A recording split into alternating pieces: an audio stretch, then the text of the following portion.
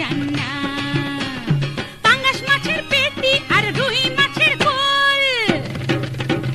ডাইল ফ্রি, ও ভাই ডাইল ফ্রি।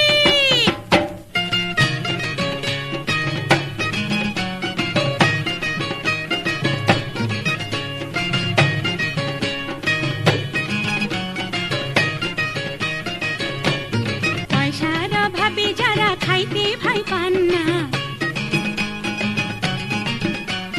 বড় হোটেলে যারা যাইতে পারেন না, পয়সার অভাবে যারা খাইতে ভাই পান না, বড় হোটেলে